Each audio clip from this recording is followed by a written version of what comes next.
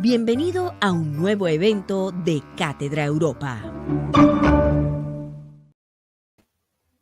Good morning, everyone. On behalf of the 24th edition of Cátedra Europa, we welcome you to the lecture Using Art and Creativity to Create a More Sustainable Future, for which we have the special participation of Victoria Tate, Dr. Marina Velez, and Professor Paige Paul. We will now leave you with Lucia Elena Arias, who we will be moderating the session. Welcome for everyone.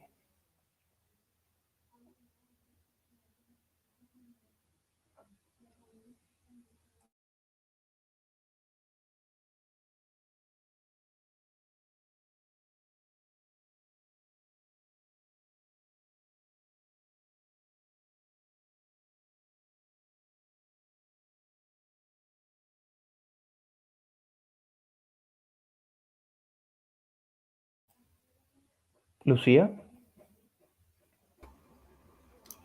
Hello. Hello. Okay. Hello and good morning. Thank you for coming to today's panel discussion, Using Art and Creativity to Create a More Sustainable Future. In this panel, we will discuss how creativity can be used to foster sustainability.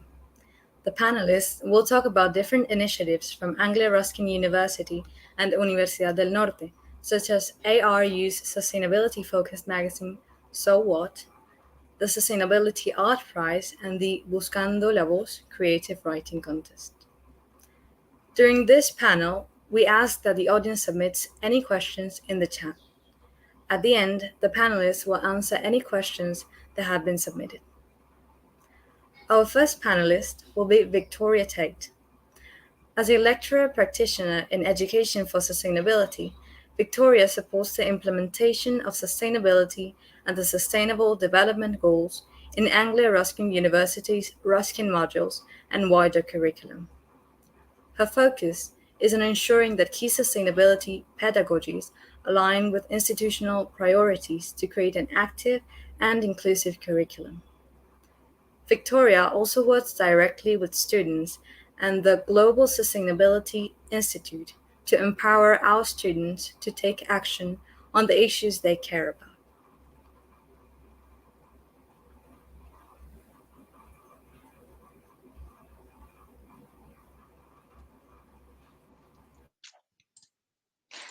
Hello, and thank you very much for having me. It's really wonderful to be able to join you as part of this exciting week of talks, which span such an amazing breadth of issues. So I'm going to be talking about sustainability and creativity based on my experiences of working at Anglia Ruskin University.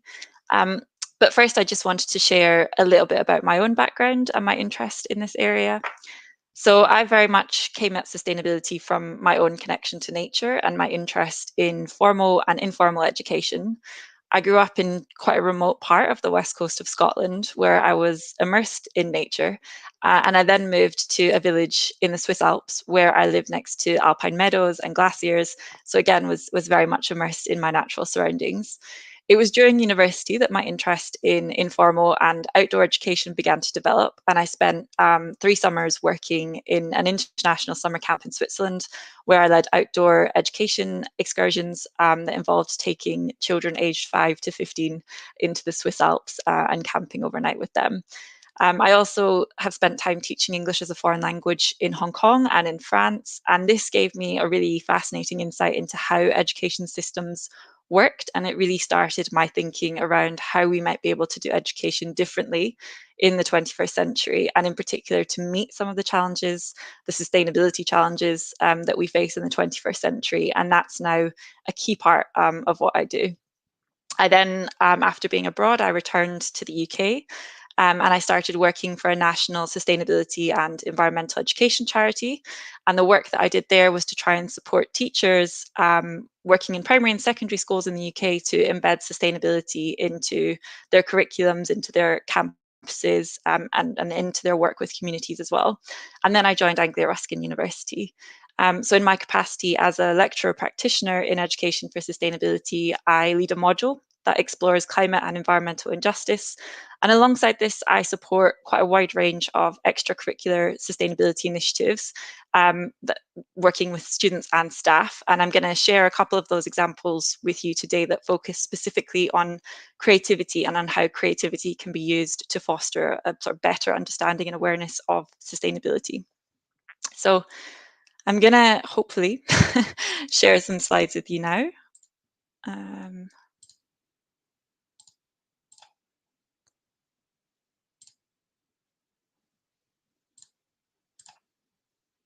Okay, hopefully everyone can see this. I think you can see everything I'm doing.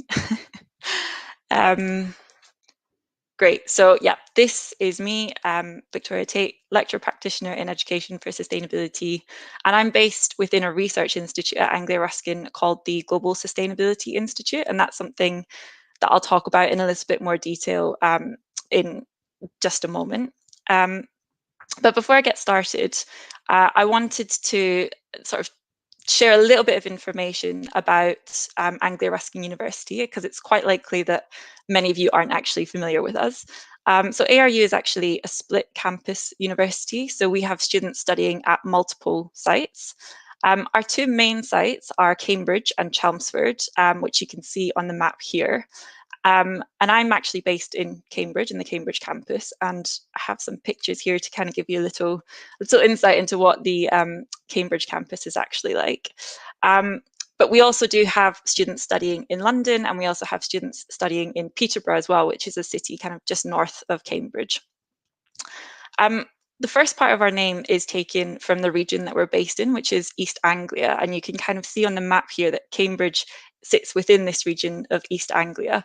And I would say that we're very much a university we have very close ties to our region, and quite a lot of our students actually do come from the local region, particularly in contrast to the University of Cambridge, where many students come from across the UK and also internationally as well. Although we do, of course, have international students too. So the second part of our name actually comes from the man that you can see on the screen here, John Ruskin. And John Ruskin was a 19th century art critic. And he was very famous for his writing on a whole variety of topics, including things like geology, literature, botany, mythology. It was really broad. But he was most famously known for being an art critic. And the reason that he's part of our university's name is because we actually started out as the Cambridge School of Art in 1858. And he was the person who gave our inaugural address at the time. And the Cambridge School of Art remains very strong to this day. And both Marina and I are going to be talking about the ways that its influence continues to permeate throughout the rest of our university as we talk about different initiatives. And just to kind of give you a bit of a brief flavour of what he was like, I've actually put two quotes up on the screen here. And I particularly like the second of these two quotes. And this is actually something that we reference in our sustainability strategy. So we as an institution have just launched a new sustainability strategy, and this quote features within that. And I think what it shows is that John Ruskin, he was both an advocate for social justice, but also probably and arguably one of the earliest advocates for environmental protection as well, which is a really nice connection that we have. And as I say, we continue to play on that even in the present day with our sustainability strategy, and also with a new set of modules that we have called Ruskin modules. And these Ruskin modules are all framed around the Sustainable Development Goals. So he kind of continues to feature in the work that we are doing. So now on to some of the initiatives that we're doing that feature around creativity and sustainability. So the first one that I want to talk about is this book called Dear World Leaders. Before I do that, I'm going to actually play a quick video. So I'm going to get this up. Hopefully this is working for everyone and you can hear it. You might need to turn your volume up because I think it's a little bit quiet at the start. So if you can just turn your volume up, hopefully that will help. I'm Freya from the UK. Imagine this. You are a child. You know the governments around the world don't act on the climate emergency right now. Your future will be full of fires, floods, food shortages, and danger.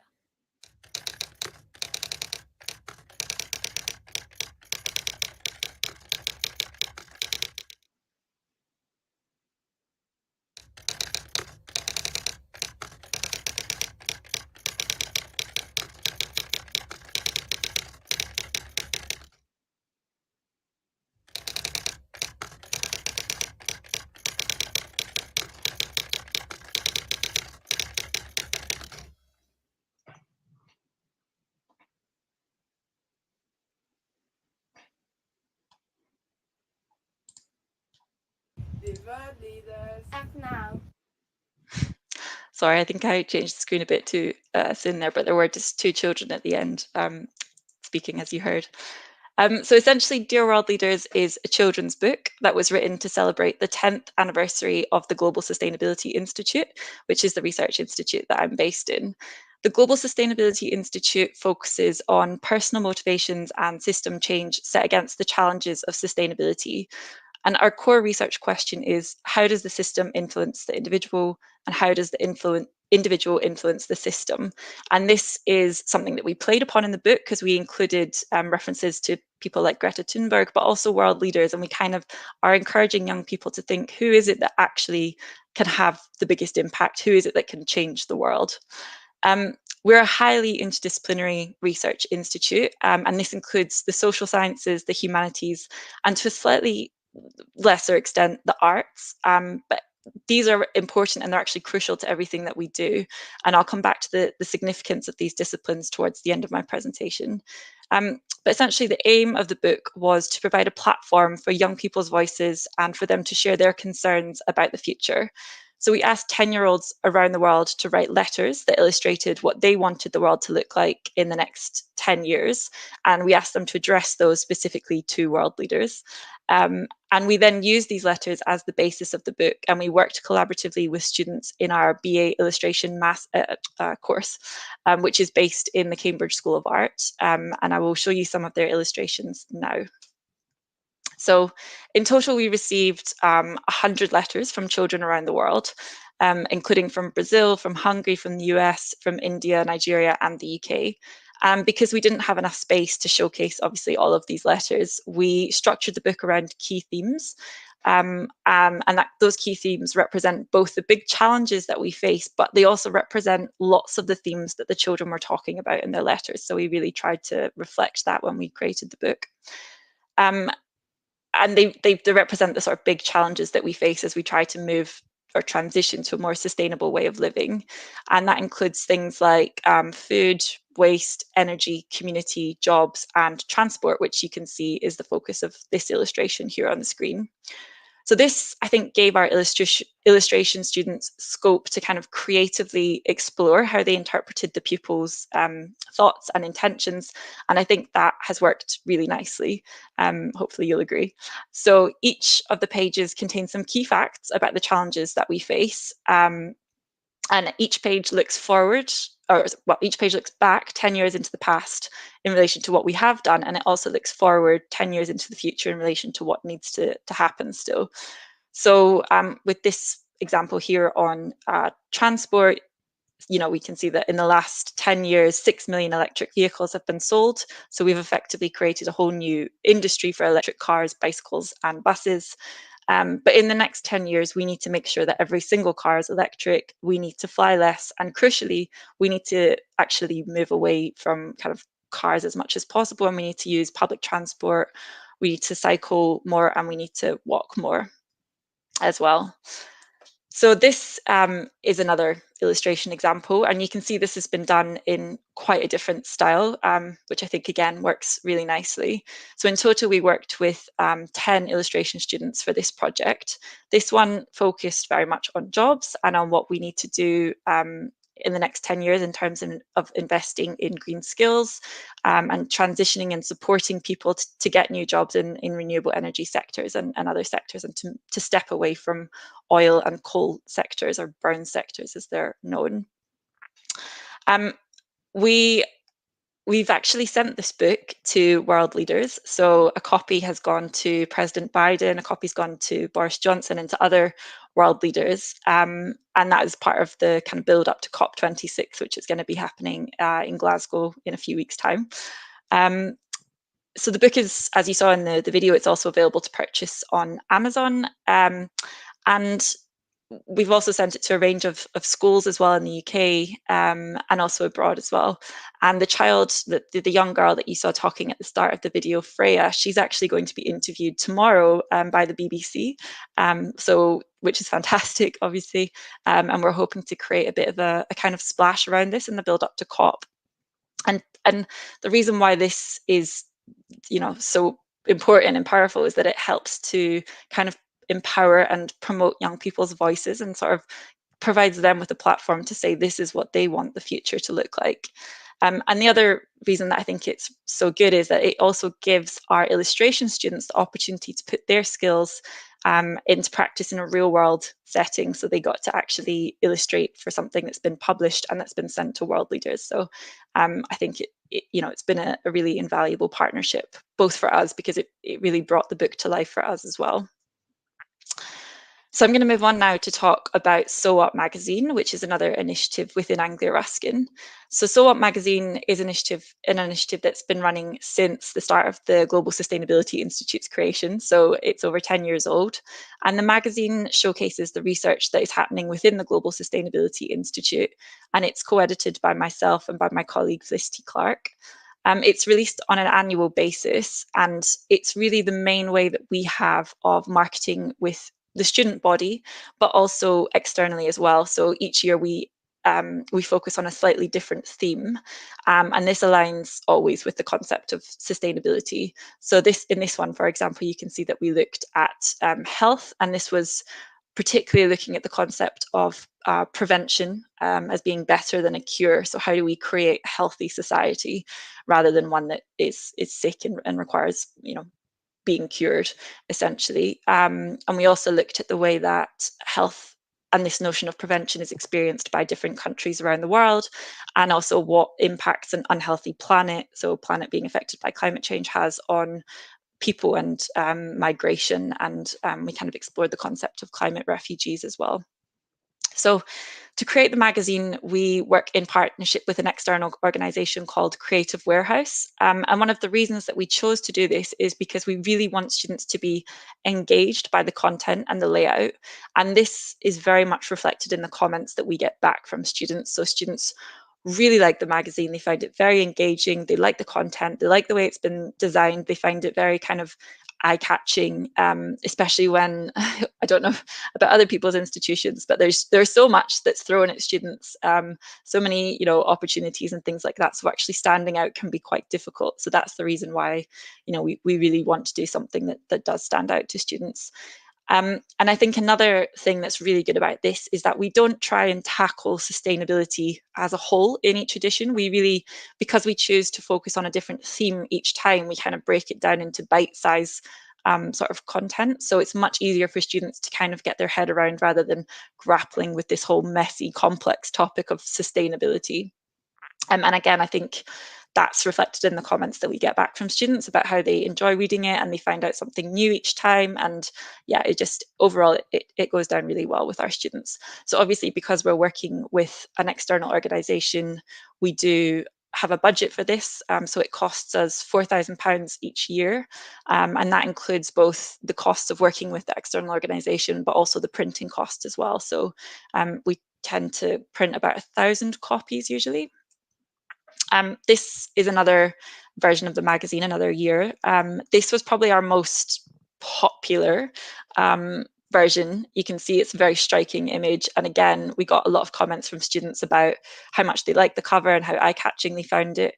So the way that we tend to sort of organize ourselves around the magazine is that we'll start working on it in sort of May or June time. We'll work on it over the summer, and then we have it ready for our Freshers' Fair, which is in September. So that happens for a week in September. And we hand out copies to students at Freshers' Fair, so they immediately kind of have a sense of who we are as an institute. But we also we kind of leave them distributed around the university as well. So there's stands that we have, and they all tend to disappear, which is really fantastic. Again, demonstrates that students are very interested in this topic, and particularly the creative ways that we, kind of the eye-catching front covers that we always go for. So the focus of this one was on the future, and particularly on understanding if we have any control over the future and what that control could look like. And for this, we drew on the expertise of researchers based within the Global Sustainability Institute. And I think that's another thing that makes the magazine work so well. So rather than going to external research institutes or academics working with other universities, we tend to focus on what's happening within our own institute. And that means that the research that we're talking about is always current because the theme reflects what our staff are working on. So again, I think that's really nice, and it does just helps people to understand who we are as an institute, which I think, for an undergraduate, telling them we're a research institute, I don't think that it can be quite difficult to kind of get that across, I think, sometimes. So this is again from the magazine. This is one of the spreads. And in the last few years, we've really made quite a conscious effort to try and get students more involved, and actually to give them more ownership over the magazine and the creation of it. And to do this, we've again been working with students in our BA illustration course. And this is an example of a piece of work that a student created for us. It was based on a panel debate that happened within the university, where we got experts in to discuss a new bill that was being drafted and going through the different stages of becoming legislation. And I really, really love this illustration because, well, the person in the middle actually works within the GSI, and I just think the student has captured him and actually the others just really, really wonderfully. So it's really nice, and we do encourage the students to kind of to be independent and to draw on their own inspiration and to work in creative and unique ways. So we try not to dictate too much what we want them to do. We give them quite a lot of freedom over this. And this is, you can see again another example, quite different to the last one, of a student who took what was said in this text here, which is an article by one of our researchers, and has created this beautiful image of a world being pieced together by ants, and it fits really nicely with the content in the text. So again, it's just really nice to give students that opportunity to be creative. And again, I think it provides students with this really unique opportunity to put their skills that they're learning in their subject, in their modules, into practice in a real world context. So when they come in to work with us, we give them a design brief and we give them a time frame to work within. So it does kind of reflect the reality that they're going to face when they go out into the working world. Then the final initiative that I very briefly wanted to talk about is a piece of work that I did with a student a couple of years ago, actually. And this was Anglia Ruskin's first ever guide to sustainability. And the reason that we did this was to try and raise kind of awareness and visibility of sustainability as a concept across Anglia Ruskin. So we featured quite a lot of the different initiatives that we run. So things like volunteering opportunities and competitions. So What magazine is also included in this. We have a list of sustainability resources. So there was a link to this. So the PDF actually has lots of links within it. So students could then sort of go directly and find out more information. And alongside this, the student also created some really, really lovely images that I used on social media, because I feel like I always struggle to find, a generic image to share that represents, whatever the sustainability issue I'm talking about is. And she created these for us, which I think were just lovely. So the one that you can see on the left, this was used to highlight the fact that we have lots of vegan and vegetarian options in our canteen, and that we're increasing those options as well. The one on the right is around sustainable transport and around some of the initiatives that we run at Anglia Ruskin to encourage people and incentivize them to cycle and to walk as much as possible.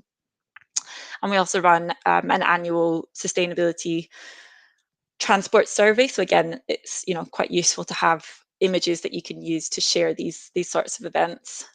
This one is my favorite, actually. So we have an allotment on campus, and we use this to advertise the allotment and to get students to come down and volunteer to help us grow vegetables and fruit and other things. And one of the reasons that I like it is because it really illustrates how much you can do if you draw on what's on your doorstep. So this is both in terms of the students and their creativity and just what they're capable of doing, really, but also the flora and fauna. So the student who created this actually went out into Anglia Ruskin's campus, and she picked leaves and other bits and pieces to create the designs. So it's a really nice illustration of the power that you have within your own institution, I think, and the skills available to you.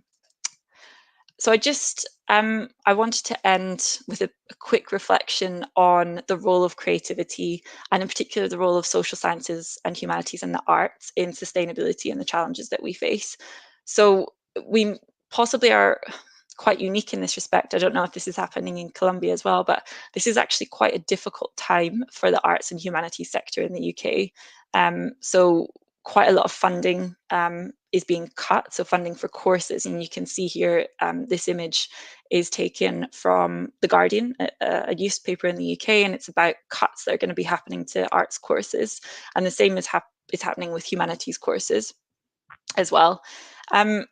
And one of the issues that we are really passionate about within the Global Sustainability Institute is the role of people in shaping transitions towards sustainability. And I think for too long, we've sort of left this to scientists and to people working with technologies and said that they're going to fix the problems for us. And this clearly hasn't worked. So we need to start including artists and people working in the humanities scholars, people working in the social sciences in the conversation. And this is part of the work that my colleagues within the GSI have been doing. And they were actually recipients of a large EU funding grant. And you can see it's called SHAPE Energy, which stands for Social Sciences and Humanities for Advancing Policy in European Energy. SHAPE Energy for short. And the role of this work was to make sure that the humanities and the social sciences and researchers working in these spaces are included in conversations about how people think about energy. So when it comes to the end users, how are they actually going to engage with technologies that have been created to help us change our behaviors around energy usage, for example. And so often they are just not included in those conversations. But I think there's a lot more that we need to do, and this is an area that we're focusing on within the Global Sustainability Institute. Culture very much shapes us, and it determines the way that we think and act. And when we're faced with such an overwhelming challenge such as sustainability, I think it can be easy to think that scientists and technology experts will fix it. But as I say, we need to make sure that everybody is involved in these conversations and that people are at the heart of what we're doing and the changes that we're trying to make. So I'm going to stop there, but thank you very much for listening, and I'm happy to take any questions at the end.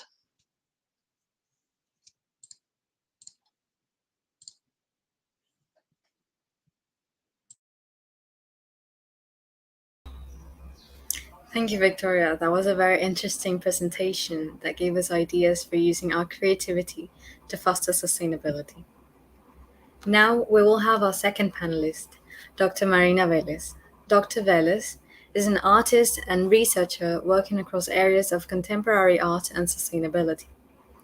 Marina's practices focus on people's behavior and the construction of values, placing emphasis on how these affect the protection or degradation of other species and the environment. She is a member of the Swiss Artistic Research Network and Art Research Circle 7 of the Nordic Summer University. She is also the founder and organizer of the Sustainability Art Prize, the Cambridge Sustainability Residency for Artists, and the editor of Roar, a publication about art and sustainability. Remember, please, write any questions you have for our speakers in the chat to be answered at the end of the presentation.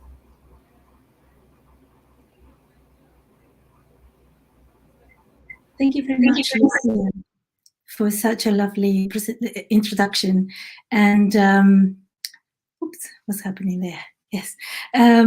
So thank you, Paige, and thank you, Cátedra Europa, for inviting us, Victoria and I, to speak to you today. Yes, that lovely introduction. Today I'm going to be focusing on one particular project that I do with the Cambridge School of Art and the Cambridge School of Creative Industries students. So one thing that you should know after Victoria's wonderful introduction of what Anglia Ruskin University is and where is it located. Well, I work with the students of the School of Arts, School of Creative Industries that are at the core of what Anglia Ruskin University is, because that's where it all started. It started as a School of Arts and a Polytechnic, and the university grew around it. So going back to basis, back to the core, that's what we do best in the School of Art. We promote these creative industries and creative practitioners. So before, let me see if I can share the screen with you.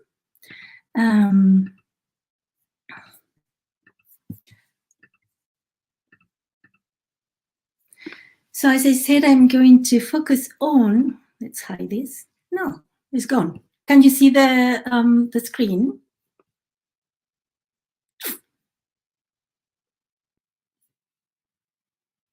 No. Okay. Share screen. Share.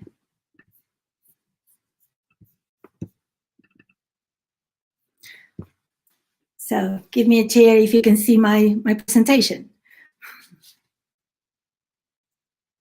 Bear in mind, I can't see you, so you have to speak up.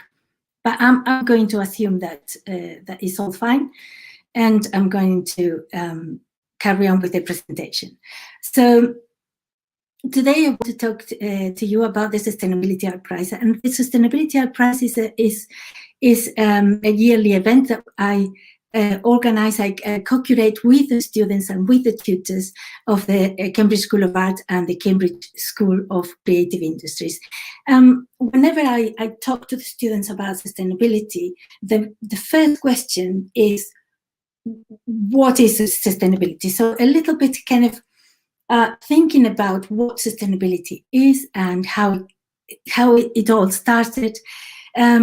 There is little agreement on this, but I think it can be traced to this book that was published in 1972 and was commissioned by the Volkswagen. It was sponsored by the Volkswagen and commissioned by the let me get this right, the Club of Rome.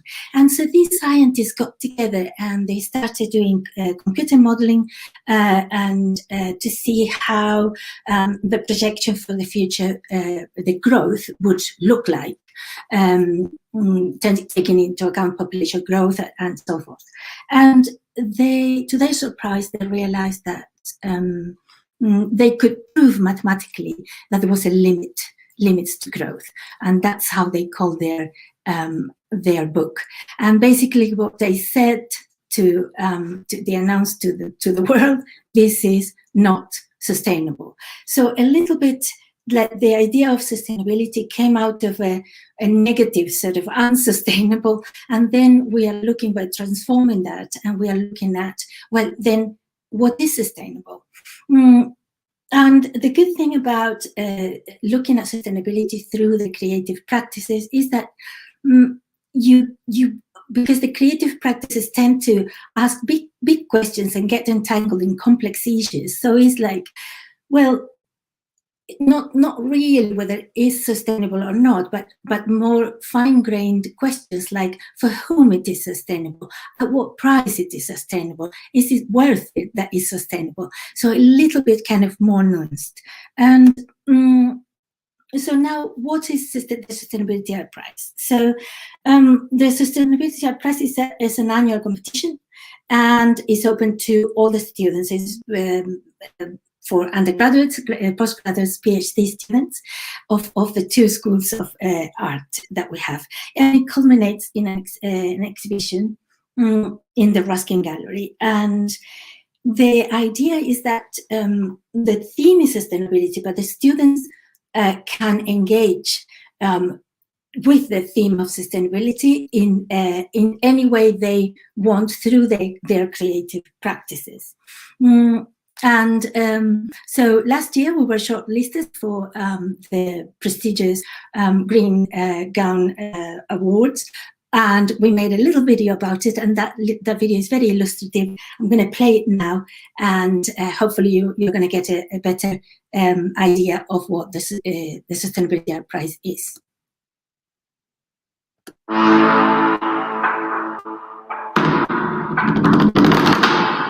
The Sustainability Art Prize is a yearly event in the Cambridge School of Arts and the Cambridge School of Creative Industries. It's open to you're not sharing your screen. Could You're you please? joking. Yeah, you're not sharing it. You are were sharing joking. it at the beginning. So I've been do talking to. Okay, so I'm gonna.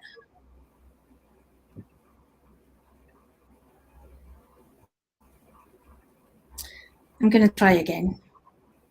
Okay.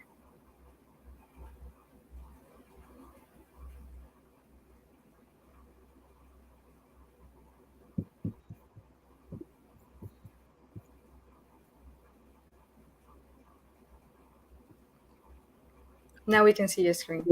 Ah, there you go. Okay. I want to hide this, but if I hide this, it will disappear like before. So I'm not going to touch it, and I'm going to play the video for you.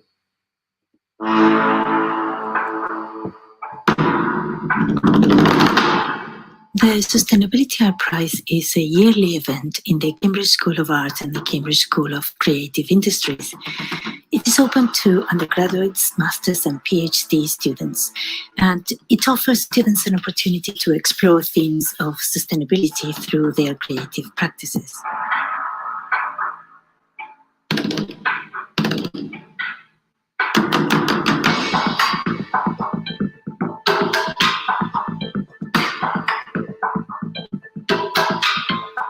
The Sustainability Art Prize encourages students to engage in cross-disciplinary and collaborative practice-based research.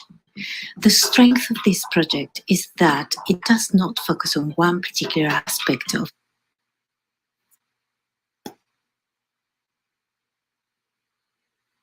Really sorry. Not sure what this is.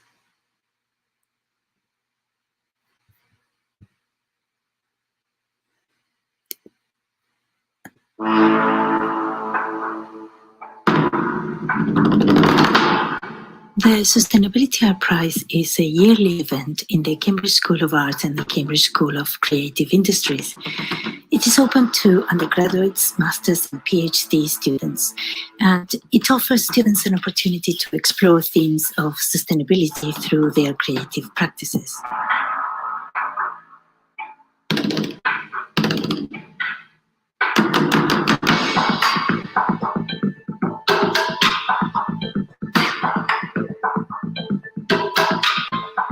The Sustainability Art Prize encourages students to engage in cross-disciplinary and collaborative practice-based research.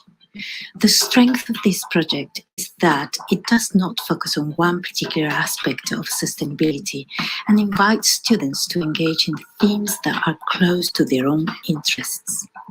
The works that the students have produced and created for the Sustainability Art Prize throughout the years have talked about the complexities and interconnectedness of sustainability, highlighting that what affects one part of life on Earth will affect all. At the core of the Sustainability Art Prize is the idea of empowering students and those who are involved in the work they create, either by participation, collaboration, or by experiencing the work.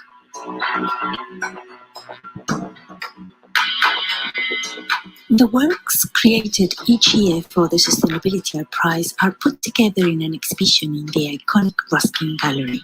This is an integral part of the project because the experience of the exhibition puts the visitor and the students in an immersive situation in which the links between the topics of sustainability can be made. This year, the exhibition had to move online owing to the global pandemic. This presented challenges which were met by the students. More people visited the online exhibition.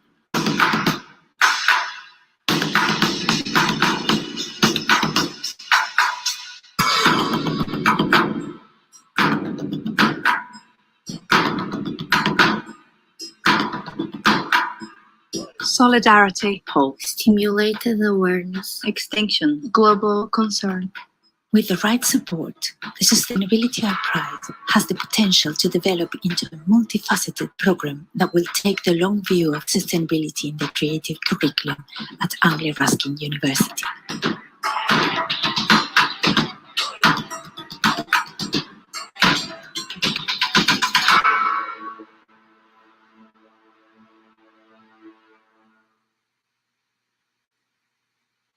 Right. So, so that was the little video that we created for the occasion, and I hope it encapsulates a little bit what we are trying to do. And this idea of why working with sustainability. So where there are so many things that students are interested in and they are preoccupied with. So sustainability is a very interesting theme because it positions you in a very interesting way. So you have to look at the past, you have to anchor yourself in the present and take into account the future. And that's a very interesting way in which to position your practice. Then also because it provides themes that are complex, that they're entangled and they're overlapping, and that's something that creative practitioners are used to work with, to deal with.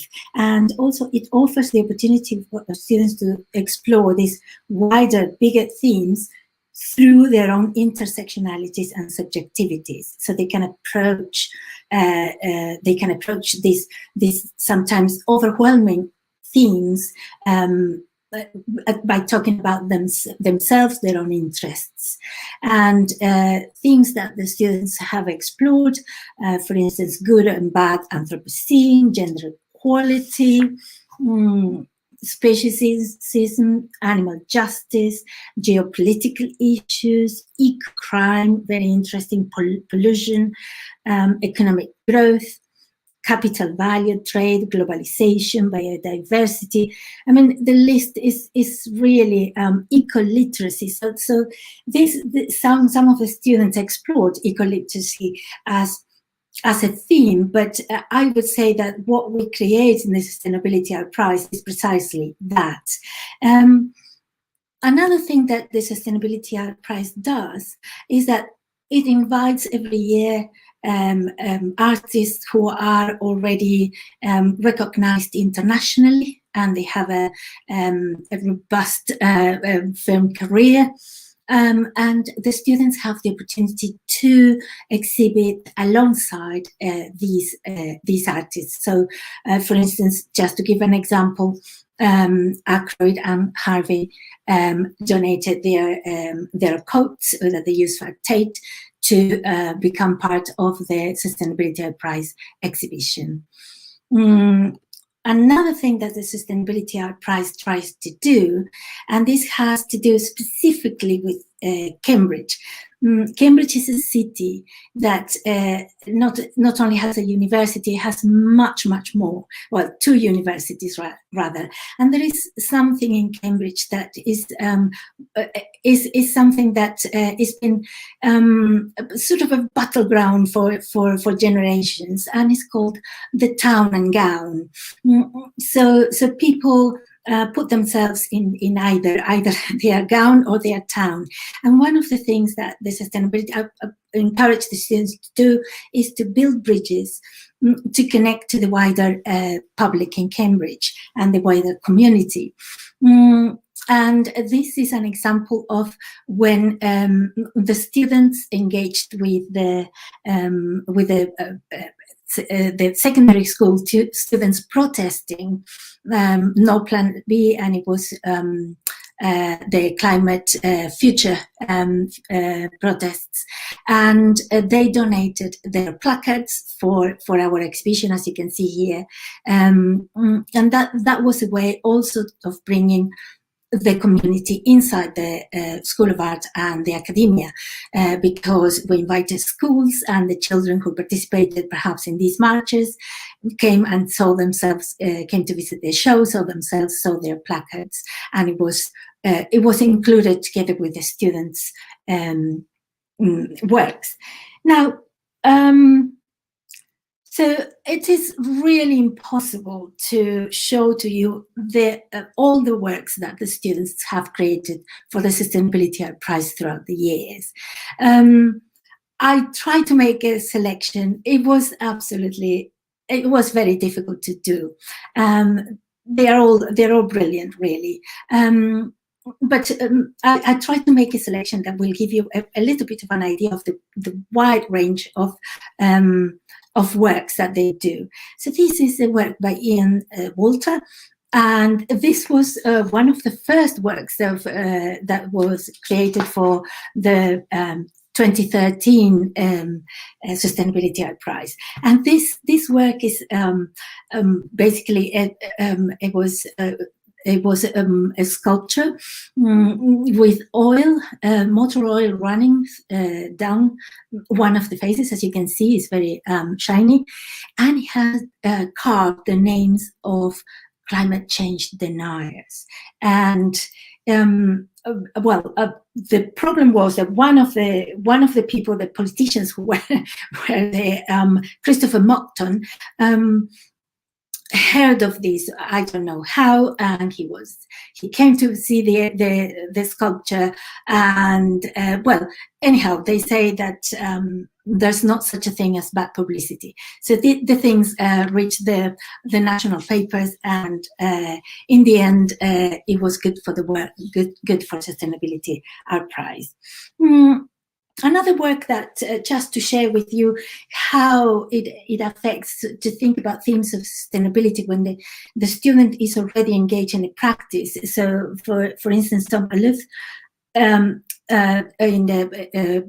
doing a BA photography, he was preoccupied with the loss of the green belt, as they call it in Cambridge, and the habitats and the nature around Cambridge because of developments of houses for people and etc. So he changed his practice and took an aerial view, so started using drones to document the change. The pictures that he produced were beautiful, but what I want to flag it up here is that these images have become, apart from being aesthetically accomplished, historical, because now all these developments are finished and the new developments are starting. So he documented the county as it changed. Another example is Natalia Gonzalez Acosta, and that's her work. She researched children in shopping centers. So she learned by doing this that photographing children even in public spaces could be legally challenging for a photographer when you're showing their faces and so forth. And she questioned, how is it possible that we expose children to consumerist society and loud noises and bright lights, but we don't protect. So we protect their anonymity, their privacy, anonymity, but we don't protect them for anything else. And just to give another example of Natalia's work, so she explored this idea of what the children getting very bored in going to shopping centers. That is an activity for adults, and how what we experience as children, we tend to replicate as adults, and so questioning what are we doing here, right?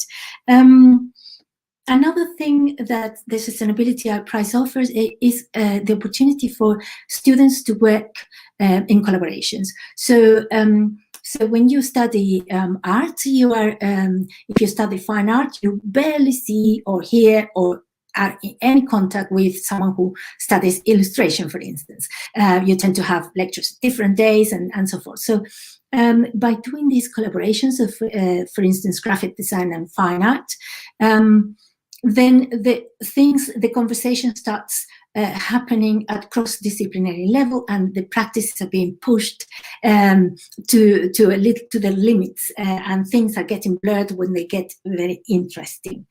Another way of collaboration is, for instance, this Florine de la Salle she collaborated with scientists and conservationists to make this work. And for this work, she looked at three species that were in danger of extinction. And she, with the help of people working in other disciplines, decoded their DNA. The DNA of the tree and made it into sort of computer code. So her critique was the critique of looking at technology for all the answers, of course, because tree is gone and no man could bring back a species that is lost forever.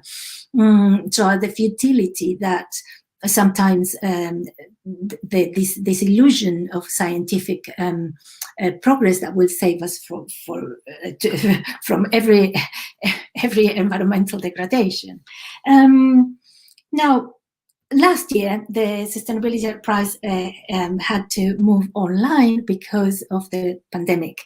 And that presented specific problems for the students, particularly if you study, if you have a practice, it's very hands-on, and you tend to construct and paint and sculpt and do things. And then you have studio, and then without the studio, so how do you activate the work? How do you show the work? Some works got trapped in the School of Art, and we couldn't get them out, and there was no good documentation. But of course, the students were very, very resourceful, and that's the thing that Victoria mentioned before, that creativity. We will need creativity and creative thinkers in the future, and well, in the present, in the future, to the challenges that are coming towards us, environmental challenges and so forth. So, for instance, to give an example of Emily Tilbrook's, she was researching into folklore and mythical beasts, and the idea was to photograph this beast in nature, so to give it a very mystical sort of environment, and of course she couldn't go, it was lockdown, we weren't allowed to go out. And what so her mythical creature had to sit in the garden drinking beer. And what I think is the work is more powerful as a result. Then this is work by audio music technology student Aitor, and I'm going to share just a very, very little bit of this. Sustainability. Sustainability. Sustainability. Sustainability. Sustainability.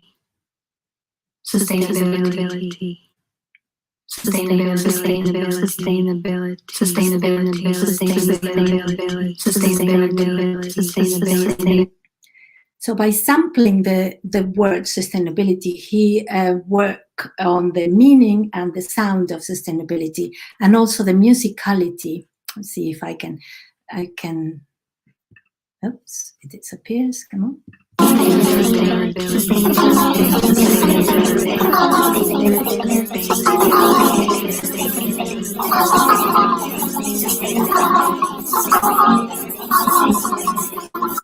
So his comment was that we need to work together, even if it sounds a little bit not harmonious enough, and it sounds like a kind of confusing cacophony. We still need to work together. So that was his take on sustainability.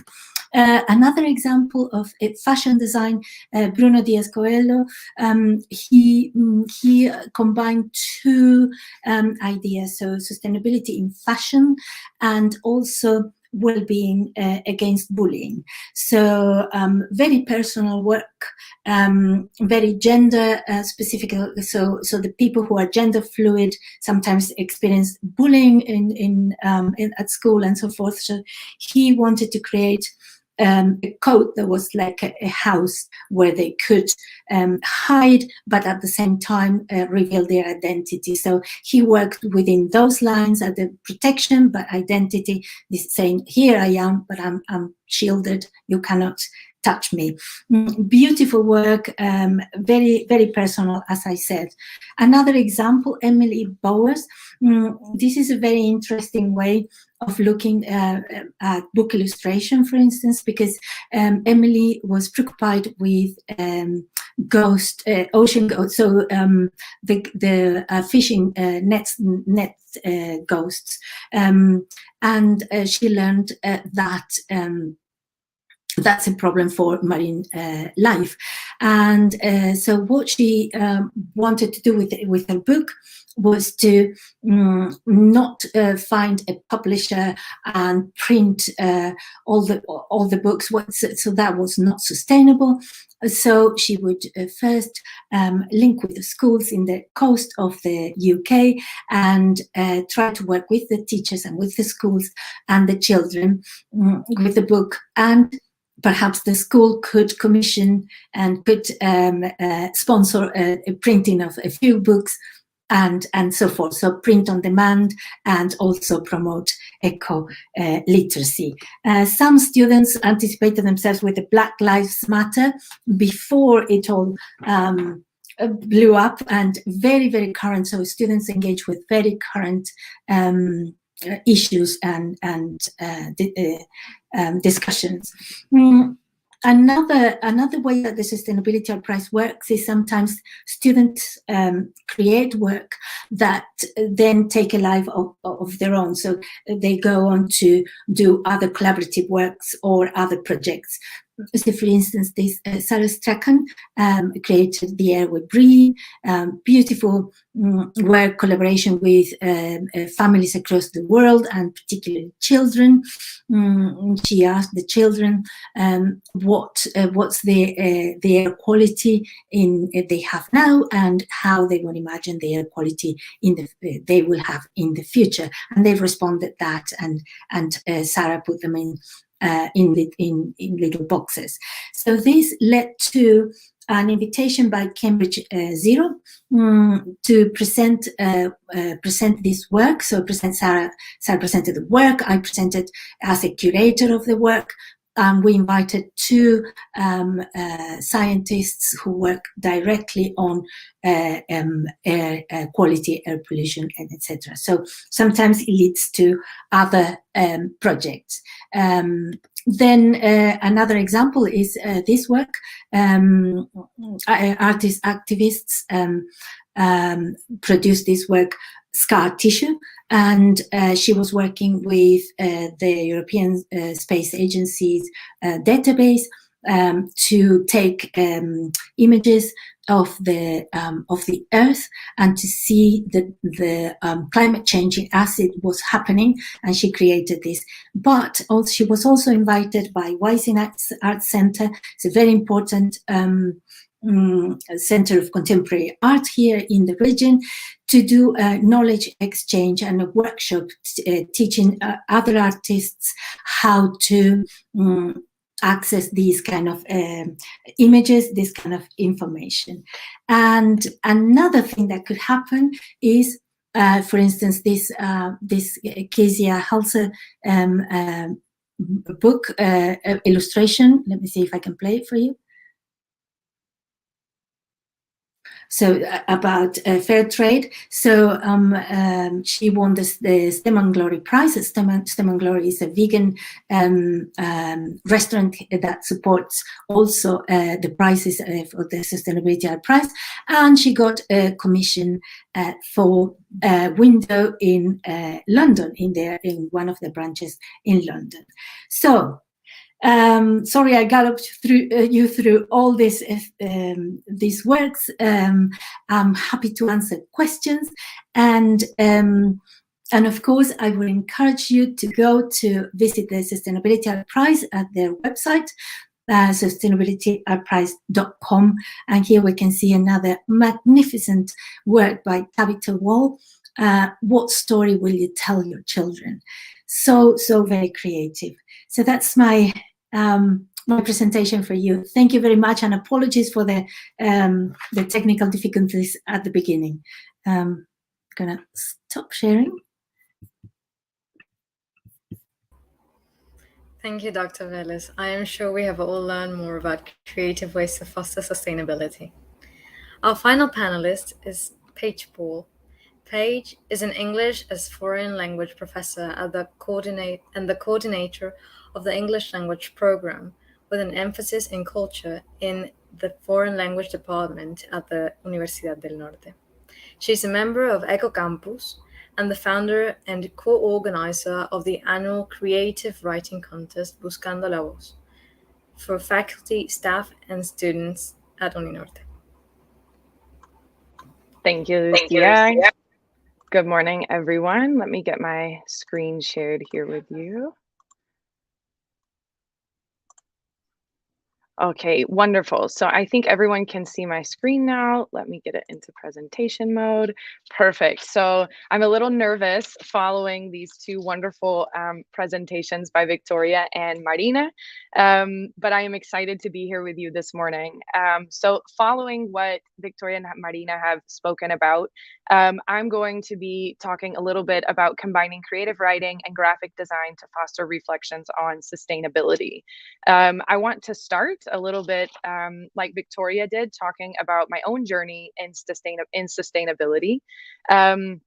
And I really think it's very similar to what Victoria said as well, in that it started when I was a very young child. I think I've always had a love affair with nature. As a kid, I loved to be outdoors. Probably my favorite thing to do, observing animals, turning over rocks to find insects and bugs, playing in the creek behind my house, and a lot of times just being in nature. But from an early age, my family really fostered a strong connection with the natural world that laid a really strong foundation for my later, more conscious journey to creating a sustainable lifestyle for myself, and also for working to motivate others to cultivate one for themselves as well. So how did my relationship or my desire to live a sustainable lifestyle grow?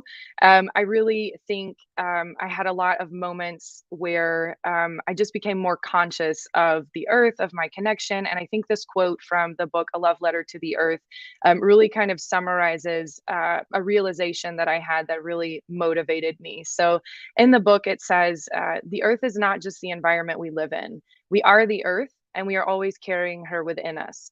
Realizing this, we can see that the earth is truly alive.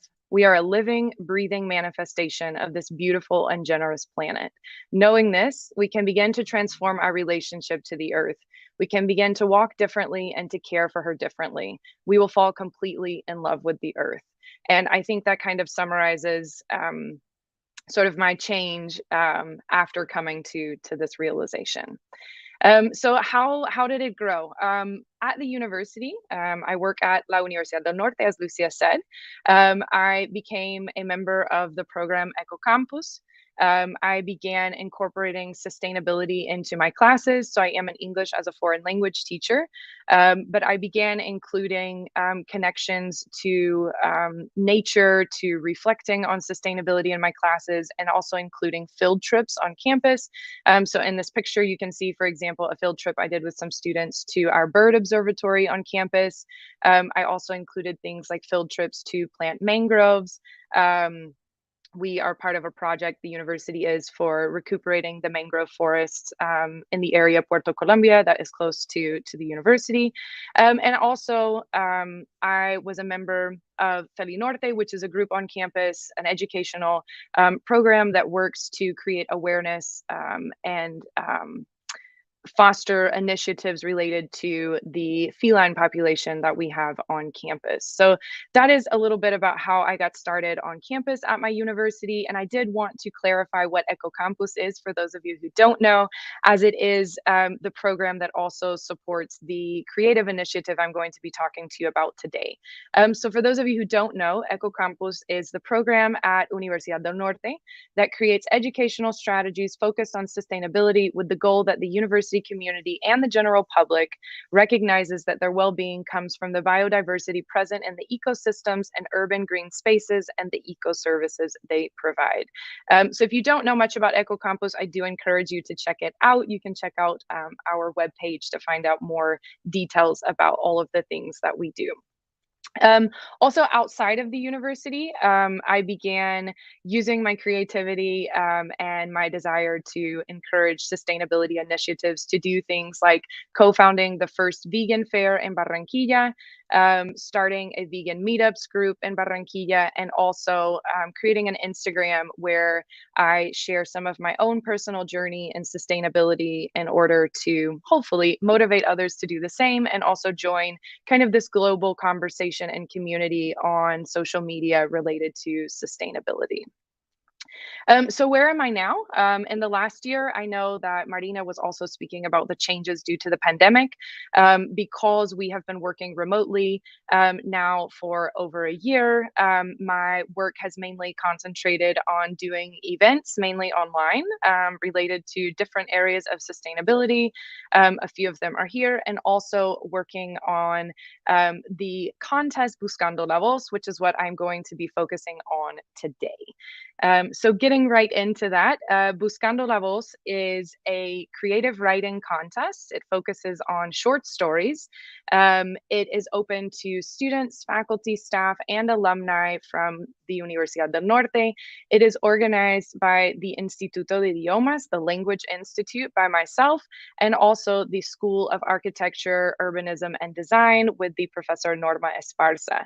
It's also supported by the Dirección de Arte y Cultura and the program EcoCampus.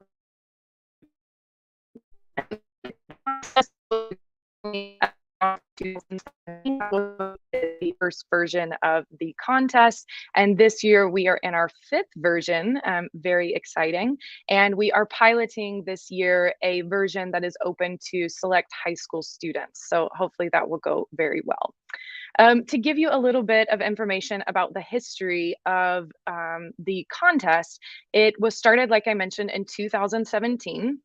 And it was originally created by myself with a student group called Faunáticos, who work with raising awareness about the wildlife that we have on campus, as a way to create more visibility for this new student group, and also to raise more awareness about 5 of the main animals that we have on campus, which are these here that you can see in the publicity piece for this first version. So we focused on two very common local birds you can see in the picture, on iguanas, possums, squirrels, and a snake. So all of these are animals that are common in the area close to the university or frequently seen on our university campus.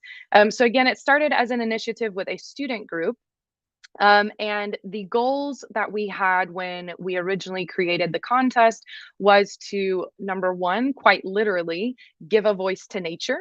The title of the contest, Buscando la Voz, translates into finding the voice, and it really does work to give a voice to these different beings in nature who do not have a voice themselves.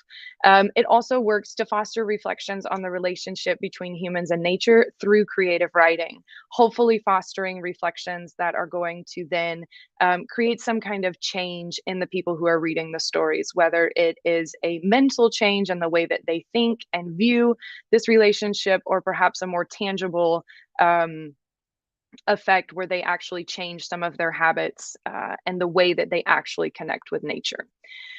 So the project Buscando la Voz really has come to have 4 main components. So the first one is the writing contest itself.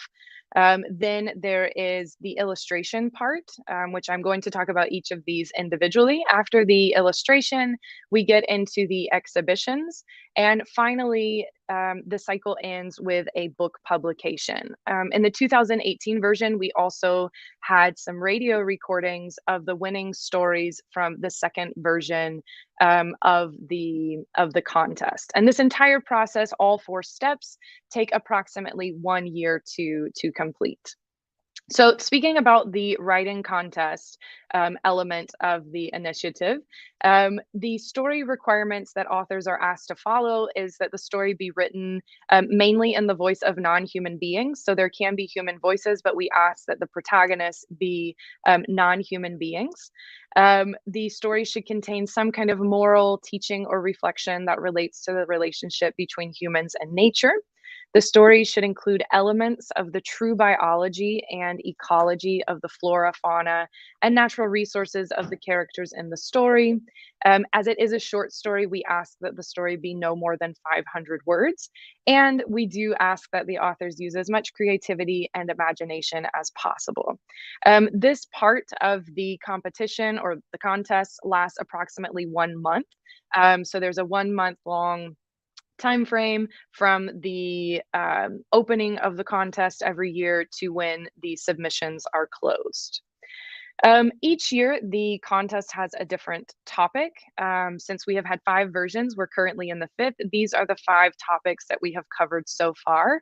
In the first version, we focused on voices of fauna, and we asked that students focus, well, not just students, anyone that participated in the contest focused on giving a voice to the animals that I showed you in the publicity piece earlier. In the second version, we then opened it up to voices of the flora and fauna. So any fauna or flora that is commonly found on our university campus or in the surrounding areas. The third version focused on the ideal ecocampus. So we were focusing on having stories show or imagine what an ideal ecocampus at the university would look like. What would those relationships between humans and other beings, between the different elements in the ecosystem of our campus, what would that look like?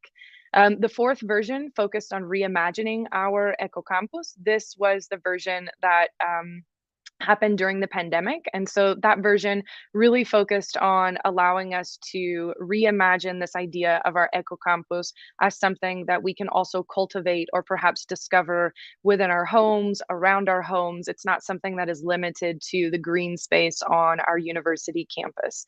And then this year in the 5th version, we are focusing on the eco of the future. It's a play on the word eco, which can also be said in Spanish as eco. And the idea here is to really use our imagination to think about what not only the ecocampus of our university could look like, but also the eco city of Barranquilla, so our local city. What would that look like, or what can that look like, and what will those relationships between the flora and the fauna and the other components of these ecosystems, these urban systems, what would they look like? Here are just the publicity pieces from the 5 different versions, so you can see as well how the emphasis and the topic of each version has changed and is expressed in the visual identity of the contest through these publicity pieces. When we talk about the participants in the contest, we have opened the contest to students, professors, alumni, and university staff. I only have the data for the past 4 years because, as I said, the 5th version is currently in progress. And in general, there's an average of about 15 stories that get submitted. In 2018, we had almost triple the number of stories submitted, 34 stories overall. We're not sure if this was due to the topic, which was the voices of the flora and fauna, or perhaps just that year there was a particular interest in the contest. But as you can see, there are different numbers of these different populations that are participating at different moments. Overall, we do have more students participate than professors, alumni, or staff. And when I mention students, we do have students from both the undergraduate and the postgraduate level participate in the competition. This year as well, for 2021, we have 1 local school that is participating at the high school level. We are piloting this version. We did send out invitations to 5 different schools. 1 school decided to participate, and we are currently working with them in hopes that in the future we can expand the contest to include more schools and perhaps other parts of our local community for submitting their own stories. Also important to mention, the stories are evaluated by a team of multilingual, multicultural, and interdisciplinary judges that come from both within and outside the university community. So I didn't mention this, but multilingual is here because the stories from 2018, 2019, and 2020, as well as 2021, could be submitted both in English or Spanish.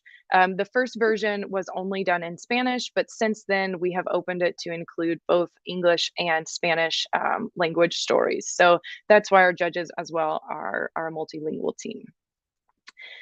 So after the writing part has concluded, we get into the illustration part of the project. And I really personally like this part of the project because this is a part of the project that is done with the School of Architecture, Urbanism, and Design.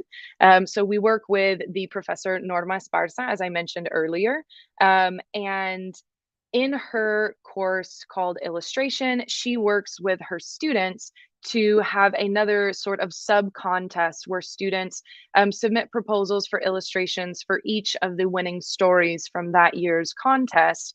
And then after all the proposals have been submitted, there's a voting to decide which illustration will be confirmed as the winning illustration for each story. So here I just wanted to show you a few examples of the illustrations that students have submitted in the past.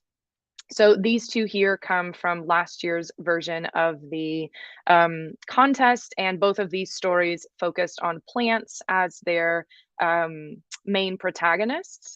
You can see that the styles that the students use for illustrating the stories can be quite different.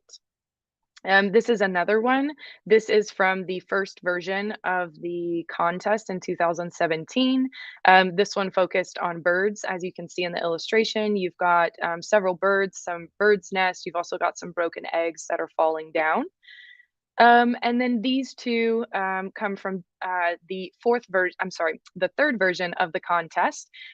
These stories focus on cats as their protagonists, as you can see in the illustrations.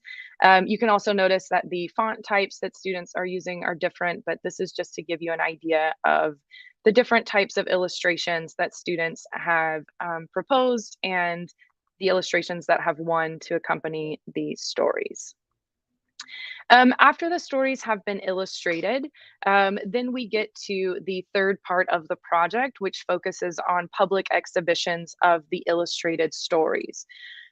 This is a bit different every year as we try to put the stories in different locations on campus to reach different parts of our university community, and the local public is also invited to come and read the stories and look at the illustrations. So the first exhibition we did at the Mapuca Museum, which is on the university campus. As you can see in this first picture here, here they were in exhibition cases, and the public could rotate through looking and reading through the stories. In the second exhibition we did, which is the picture on the right-hand side, we did the exhibition in the largest cafeteria on campus. And these stories were posted around, most of them were posted on columns that are found throughout the cafeteria. Some were posted on the walls. And then the third version, the third exhibition, was done in an open air pavilion that is in front of the Casablanca Administrative Building on campus. You can see that they were put into sort of a case that was on top of a planter. And again, this was all outdoors. So these are the three exhibitions that we've done so far. And as Marina mentioned, during the pandemic, unfortunately, the fourth version of the contest was a bit difficult to have a physical exhibition as we weren't back on campus. So that version was done in a virtual manner on a website that I will share with you at the end of the presentation, where all of the winning illustrations and stories were shared with the university community to access them there. So after the exhibition, we get to the fourth and final stage of the project, which is the book publication. So every year, the winning stories and illustrations are then compiled into an ebook that is open access, free and open to anyone who wants to read them.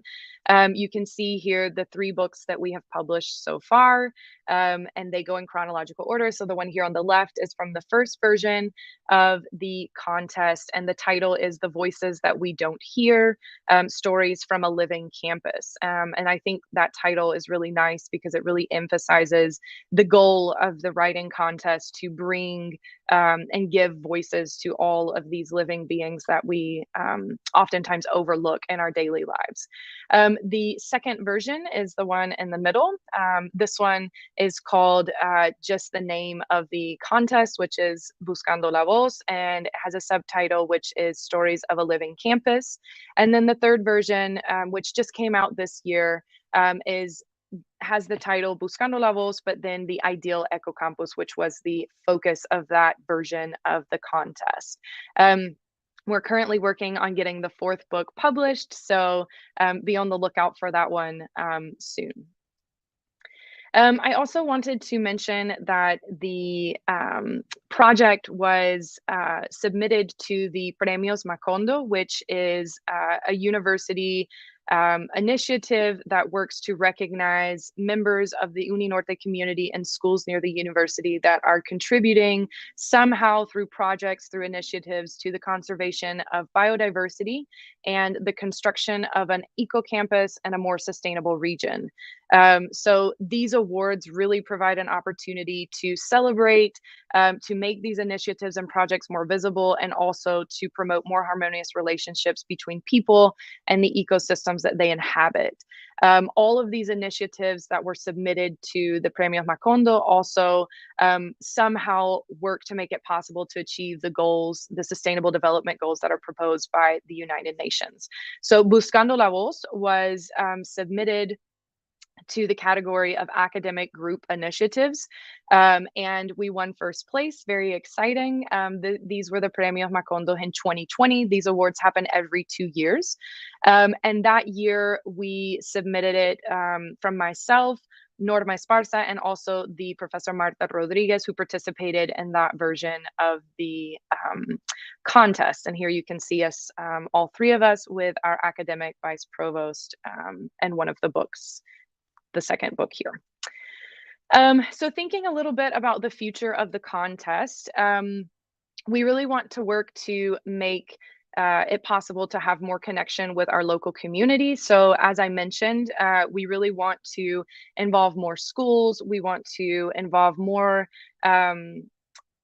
we want to open the contest to more people so that more people in our local community can participate. And the first way that we're doing that is by opening it to more schools. So based on the piloting this year, the 6th version for next year will hopefully include more schools and allow more people the chance to connect with the contest.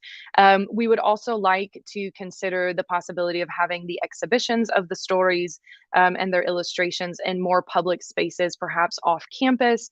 So that's also something that we are exploring as a way to increase our connection and our communication with our local community.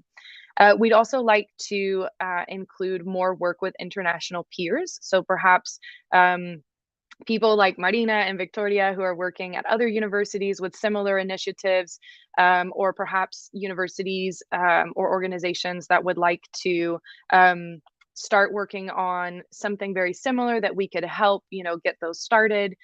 So definitely working on more international connections. And then, as always, working to increase our local and national visibility of the contest. I did want to also mention, for those of you who are interested in hearing some of the stories and meeting some of our authors, this Thursday, we will be having 5 of the authors of winning stories reading their stories in a recital from 3:30 to 5:30 Colombian time. So if you would like to really get to know some of the stories that are products of Buscando la Voz, please join us on Thursday. And if you are a member of the university community, please think about participating in this year's version, which is open until November 6th. The link is down here at the bottom of the screen, but you can always send myself an email as well, and I can get all that information to you. And I really wanted to conclude by sharing a quote with you from one of my favorite books that I read in 2020, which is the book From What Is to What If by Rob Hopkins. It's a book that I would recommend anyone wanting to motivate change or really do some incredible sustainability work to read. He really focuses on the importance of using our imagination and using creativity to really create a more sustainable future for everyone. And so I think this quote really sums up what I feel is the importance of the initiatives that we've mentioned today. So Buscando la Voz, those that Victoria mentioned, and the Sustainability Art Prize that Marina mentioned as well. And Rob says, maybe it's time to recognize that at the heart of our work is the need for those around us to be able to imagine a better world, to tell stories about it, to long for its realization. And so I will leave you with that quote and hopefully a lot of things to reflect on from today. And there's my contact information if anyone would like to reach out. And yeah, thank you for being with us here today. So I'll turn it back over to Lucia now.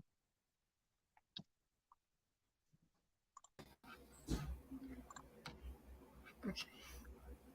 Thank you, Paige. That was a great way to end today's panel, focusing on one of our at-home creative sustainability initiatives. Now we will have the questions submitted by the audience.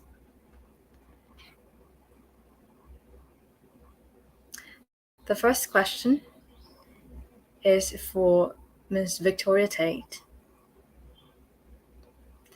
The So What magazine has allowed students to get involved in the making of this project's illustrations. Must this student be from one specific major, for example, graphic design, or is it open to all students to participate? Thank you for the question. So we actually have within some of the modules in the Cambridge School of Art a requirement for our students to do a placement. And this has enabled us to kind of work with the Cambridge School of Art to offer students an opportunity to come and be part of the creation of So What magazine. What we've tended to do in the past is to work with illustration students, and that's just because those are the ones who've approached us and said they were interested in being part of So What magazine. That's not to say that in future we couldn't work with photographers. I mean, Marina showed a really beautiful, some really beautiful photographs illustrating changes happening in Cambridge. So, it would be fantastic to involve some of those photography students in future, but it's just worked out so far that the students we've tended to work with have been from the BA illustration course. But yeah, we're not ruling anything out really. Okay, thank you. The second question is for Dr. Marina Velez.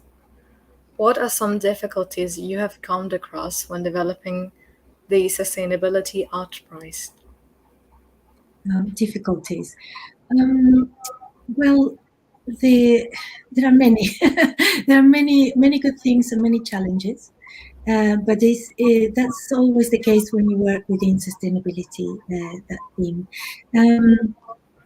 One of the things is that the tension between looking inwards and looking outwards. So looking inwards is as in working within the constraints of each discipline, and because it's a co-curricular event, it's not within the curriculum. So it's a conversation that happens somewhat satelliting the whole of the syllabus. So in a way to reach out to students that are working on themes of sustainability without knowing they are, because one thing that I came across again and again is that people assume that sustainability is all about environmental issues. And some students might be working on social justice, for instance, and that's bang on one of the axes and nexus of sustainability. So that's a challenge. And then outwardly, also how to connect to the wider public, but also that's a challenge for the creative practices to disseminate the knowledge that we create. So it's a good challenge, if you will. Okay, thank you, Dr. Marina. The next question is for Professor Paige Paul. What are some difficulties you have come across when developing the Buscando la Voz contest in Uninorte?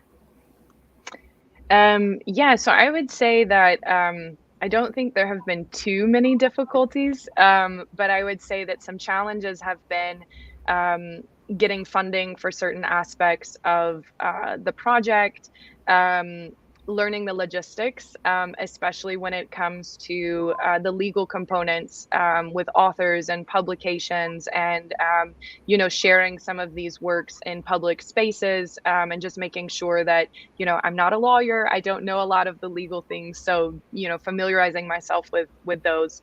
And then I would say during the pandemic we had the challenge of figuring out how to still make the work visible in a digital way for the community to be able to enjoy it, to access it, and to make sure that those works were visible. But overall, I would say those are kind of the main challenges. Yeah, I would say that's probably it. Okay, thank you very much. The next question is addressed to all three of the panelists. The question is, how has the sustainability field changed in the past 5 years in relation to art and creativity? I'll be happy to start this. It has changed enormously, because when we started the Sustainability Art Prize in 2012, we started small, and only it was like preaching to the converted. So students who were already engaged in this conversation would take part. However, now it has grown, but also it has become more mainstream. And the conversation has widened in a way, being more inclusive, and it's less underground, which is a good thing. And I would say also the cross-disciplinary work has increased enormously, because it's like reaching out across disciplines. That's very, very good sign to working together. Yeah, so I think that I agree with everything Marina just said. And I think that this idea of cross-disciplinary work, I think, is really important. And I think that it's something that's becoming much more common, and not just common, but something that people are seeing as necessary in the sustainability movement. This idea of intersectionality, of interdisciplinary work, I think that those are kind of key. And I think that they have become much more prominent in the sustainability conversation in general in recent years. And I think too, I just wanted to add that following up on what Marina said about it becoming more mainstream, I think that just from my own personal experience, sustainability wasn't something that was in a lot of people's kind of common jargon, a few years ago even. But I think that today, sustainability itself is something that is more talked about. And I think that there is a lot more going on in terms of creative initiatives outside of sort of the science and technology fields that are coming about, whether it be the ones that we've spoken about here today, or others that are more kind of grassroots, maybe local, very local initiatives that are coming about that seem really promising. So I think that it is, I think it's looking very bright on the creative side of sustainability. Yeah, and I can just talk about what's happening in our research institute, I guess, so the Global Sustainability Institute. I mean, I think in the last sort of 5 years, our shift has been very much thinking about the role that creativity, the humanities, social science play. And I think Marina touched upon this in her presentation, and I touched on it a bit. We need to ask the big questions, and we need to be able to rethink the future. And I think that the arts and creativity provide us with the tools to do that in a way that science, although it can tell us what might potentially happen in the future, it doesn't say, well, what do you do about this, or how do you respond to it, or how do you creatively think of a new vision? And I think so often the work that I do with students that I work with is around visioning new futures, and that's what the Dear World Leaders book was all about. It was about getting young people to vision a future for themselves that was radically different from the one that we face potentially at the moment if we continue along our current trajectories. So definitely trying to bring those people into the conversations, bring the social scientists, the humanities, the artists into the discussions that we're having around the challenges that we face and the transitions that are required to move towards a more sustainable way of living in subjects that were traditionally viewed as being more the domain of scientists and technologists, like energy, for example. And that's the big one that we focus on in the GSI and the research institute that I'm based in. So yeah, definitely very positive. And my colleagues actually at the moment are putting in a funding bid to try and sort of make us a centre of expertise almost around these topics. So yeah, fingers crossed.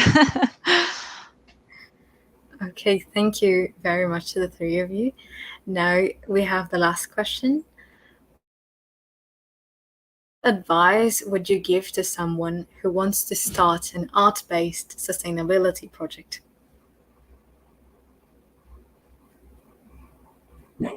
I'm happy to take this on if my dog stops making noise. Art-based sustainability project. That's did I hear sustainability project? Yes?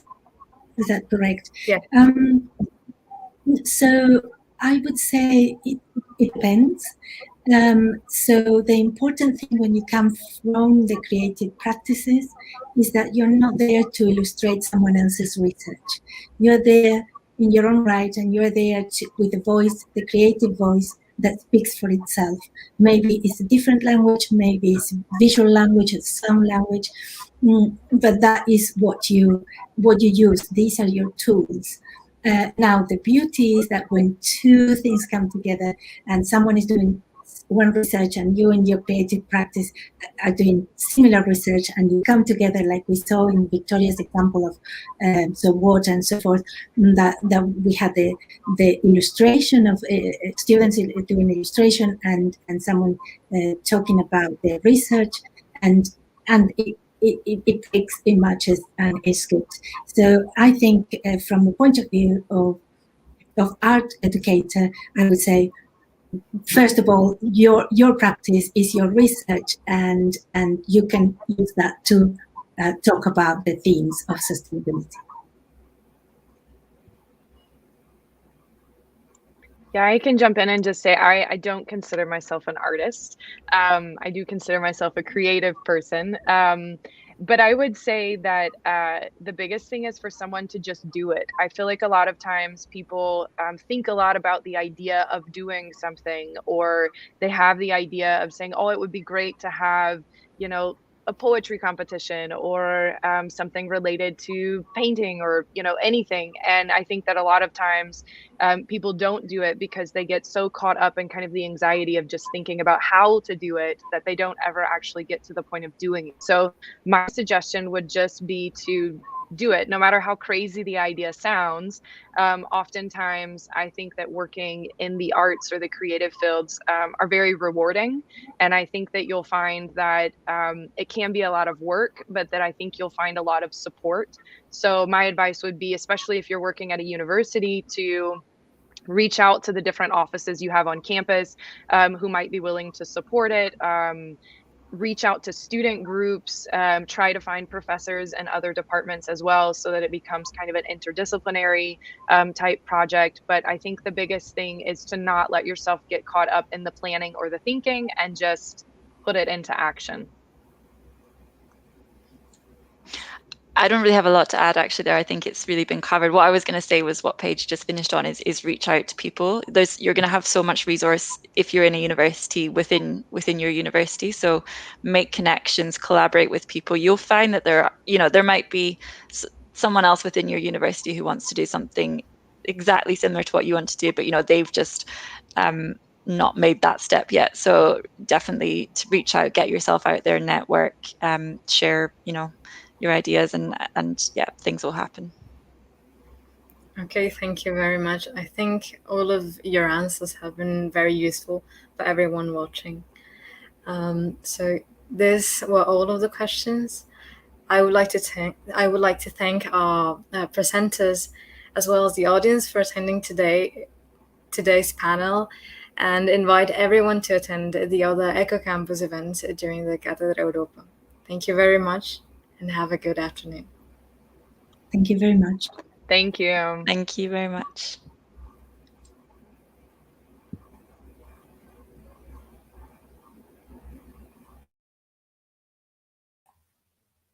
We thank our guests for their special participation and all attendees for joining us in this session of Cátedra Europa. We invite you to continue supporting the education talented students through our scholarship fundraising campaign, Más Becas, by clicking on the donation button on the homepage of Cátedra Europa. We also encourage you to stay connected to the rest of Cátedra Europa events.